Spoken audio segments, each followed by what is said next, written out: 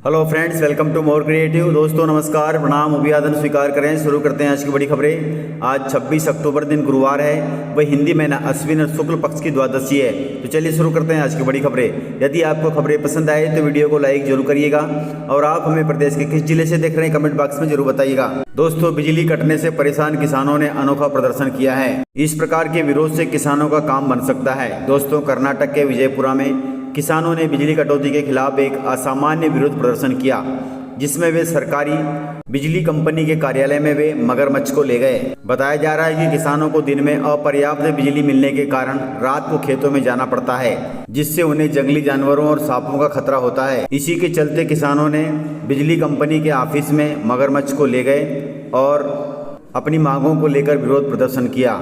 मगरमच्छ को देखकर अधिकारी डर गए और उन्होंने ग्रामीणों को आश्वासन दिया कि वे सुनिश्चित करेंगे कि दिन के समय कोई बिजली कटौती न हो। इस प्रकार से किसानों के अनोखे प्रदर्शन से उनकी मांगें मानी गई हैं। दोस्तों, मध्य प्रदेश में पुलिस कांस्टेबल भर्ती परीक्षा के रिजल्ट जल्द जारी होंगे। इसको लेकर 7090 पदों पर होनी है भर्ती। दोस्तों, मध्य प्रदेश में 7090 से अधिक पदों पर निकली भर्ती के लिए जल्द कर्मचारी चयन मंडल द्वारा रिजल्ट जारी किया जाएगा। इसके बाद फिजिकल टेस्ट का आयोजन किया जाएगा। आपको बता दें कि मध्य प्रदेश कांस्टेबल भर्ती परीक्षा के लिए कुल 7090 रिक्त पदों पर भर्ती की जानी है। इसके लिए लिखित परीक्षा का आयोजन 12 अगस्त से 12 सितंबर के बीच किया गया था। अब उसी का रिजल्ट आना है।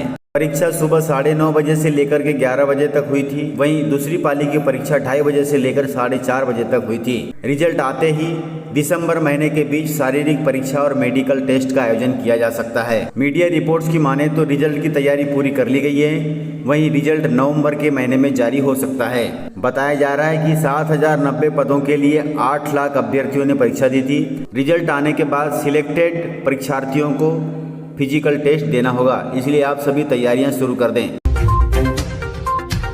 दोस्तों, प्रधानमंत्री किसान सम्मान निधि की 15वीं किस्त से पहले मोदी सरकार ने किसानों को दी है बड़ी राहत। इसके लिए कैबिनेट ने प्रस्ताव को मंजूरी दे दी है। मोदी सरकार ने फैसला लिया है कि किसानों को खाद में सब्सिडी मिलती रहेगी और यूरिया की भी कीमत नहीं बढ़ेगी। इसको लेकर सूचना एवं प्रसारण मंत्री अनुराग ठाकुर जी ने कहा कि केंद्रीय मंत्रिमंडल ने अंतर्राष्ट्रीय कीमतों में उछाल के बीच रबी सत्र के लिए रासायनिक खादों पर 22,303 करोड़ रुपए की सब्सिडी मंजूर की है, जिसके चलते रासायनिक खादों की कीमतों में बढ़ोतरी नहीं होगी। वहीं वैश्विक स्तर पर कीमतों में बढ़ोतरी के बावजूद भी किसानों को डीएपी पुराने रेट अर्थात 1350 रुपये प्रति बैग के मूल्य पर मिलता रहेगा। वहीं यूरिया के दाम भी नहीं बढ़ेंगे। इस प्रकार से केंद्र सरकार ने किसानों को दीपावली से पहले दी है बड़ी राहत। दोस्तों, कमलनाथ जी ने किया है बड़ा ऐलान। उन्होंने कहा है कि कांग्रेस की सरकार प्रदेश में बनते ही स्वास्थ्य का अधिकार कानून बनाया जाएगा। कमलनाथ जी ने आरोप लगाया है कि बीजेपी शासनकाल में मध्य प्रदेश स्वास्थ्य सेवाओं में देश के सबसे पिछड़े राज्यों में शुमार हो गया है। उन्होंने कहा कि कितने ज़रूरतमंद सही उपचार से वंचित हैं और व्यापम तथा नर्सिंग घोटालों के कारण देश भर में प्रदेश की छवि धूमिल हुई है। वहीं उन्होंने कहा कि प्रदेश में कांग्रेस सरकार बनते ही हम स्वास्थ्य का अधिकार कानून बनाएंगे। प्रदेश के नागरिकों के लिए यह कानून वरदान होगा। इसके अलावा नागरिकों के लिए स्वास्थ्य बीमा योजना भी प्रारंभ करेंगे, जिसमें परिवार सहित 25 लाख तक का स्वास्थ्य बीमा तथा 10 लाख रुपए तक का दुर्घटना बीमा शामिल रहेगा। इस प्रकार से ये सभी काम सरकार में आते ही होंगे। दोस्तों, बैतूल जिले के आमला से डिप्टी कलेक्टर निशा बांगरे अभी भी चर्चा में है। उनका इस्तीफा मंजूर हो गया है। इस्तीफा मंजूर होने के बाद निशा बांगरे ने कांग्रेस पर उठाए बड़े सवाल। निशा बांगरे का इस्तीफा मंजूर होने के बाद आमला विधानसभा सीट को लेकर असमंजस की स्थिति बनी हुई है। कांग्रेस 2 दिन पहले ही आमला सीट पर अपना उम्मीदवार अर्थात मनोज मावले को टिकट दे चुकी है, लेकिन निशा बांगरे इसे लेकर अब खुलकर विरोध जता रही है। उनका कहना है कि वे वहां से चुनाव लड़ रही थी। उनका एक मैसेज सोशल मीडिया पर जमकर वायरल हो रहा है, जिसमें वो कांग्रेस द्वारा टिकट का आश्वासन दिए जाने और अन्य नाम घोषित किए जाने को लेकर नाराजगी जता रही हैं। अब यदि निशा बांगरे जी को कांग्रेस ने टिकट नहीं दिया तो वे निर्दलीय चुनाव लड़ सकती हैं, जिससे कांग्रेस और बीजेपी दोनों को नुकसान हो सकता है। बीजेपी के वोट बैंक में सेंध भी लग सकती है और कांग्रेस की वोट भी बढ़ सकती है। ऐसे में अब देखना होगा कि इस दुविधाजनक स्थिति का कांग्रेस क्या हल निकालती है। दोस्तों, सीएम शिवराज सिंह चौहान ने कांग्रेस पर कसा है बड़ा तंज।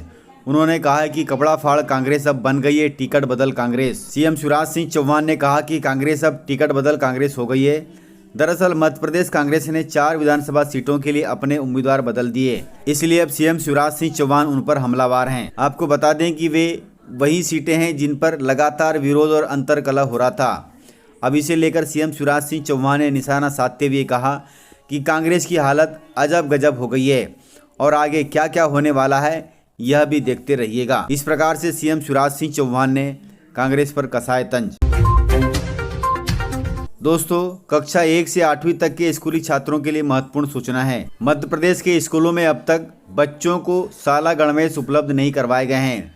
बच्चे रंग बिरंगे कपड़े पहनकर स्कूल पहुंचने को मजबूर हैं, जबकि सरकार की जिम्मेदारी है कि उन्हें शाला गणवेश उपलब्ध कराएं। दोस्तों, आधा सत्र बीत गया है, लेकिन सरकारी स्कूल में 1 से 8वीं तक के छात्रों को मिलने वाले निःशुल्क गणवेश नहीं मिलने से बच्चे परेशान हैं। वहीं अब इस मामले में राज्य शिक्षा केंद्र के संचालक धनराज एस का कहना है कि गणवेश जल्द तैयार कर लिए जाएंगे।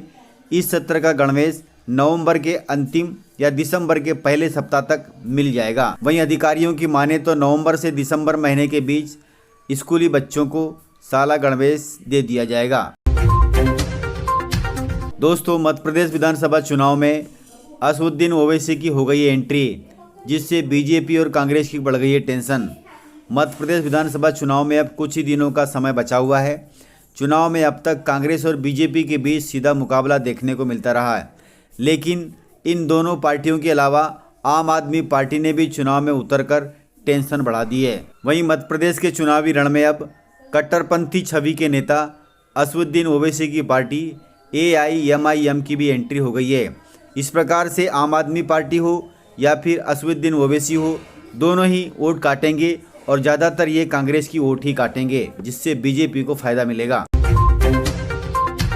दोस्तों, बहुजन समाज पार्टी की सुप्रीमो मायावती जी प्रदेश में 6 नवंबर से करेंगी चुनाव प्रचार रैली की शुरुआत। बताया जा रहा है कि मायावती जी की प्रदेश में 8 रैलियों का कार्यक्रम तय हुआ है। मायावती जी 6 नवंबर को बुंदेलखंड के निवाड़ी और दतिया जिले के सेवड़ा में चुनावी रैली करेंगी। इसके बाद 7 नवंबर को वो छतरपुर और दमोह में चुनावी रैली करेंगी। वहीं 8 नवंबर को रीवा और सतना तथा 14 नवंबर को भिंड और मुरैना जिले में रैलियां करेंगी। दोस्तों, आपको बता दें कि बहुजन समाज पार्टी और गोंडवाना गणतंत्र पार्टी ने प्रदेश में चुनाव लड़ने के लिए गठबंधन किया है। इसमें 230 विधानसभा सीटों में 178 सीटों पर बसपा चुनाव लड़ेगी और 52 सीटों पर गोंडवाना गणतंत्र पार्टी चुनाव लड़ेगी। इस प्रकार से यह गठबंधन प्रदेश में फिर तहलका मचाएगा। इस प्रकार से जानकारियां थी। दोस्तों, अभी तक आपने चैनल को सब्सक्राइब नहीं किया है तो इसी प्रकार की खबरों के लिए चैनल को सब्सक्राइब कर बेल आइकन पर क्लिक कर दें, ताकि अगला वीडियो आपको शीघ्रता से मिले। तो मिलते हैं सर अगले वीडियो में, तब तक के लिए जय हिंद, वंदे मातरम, टेक केयर।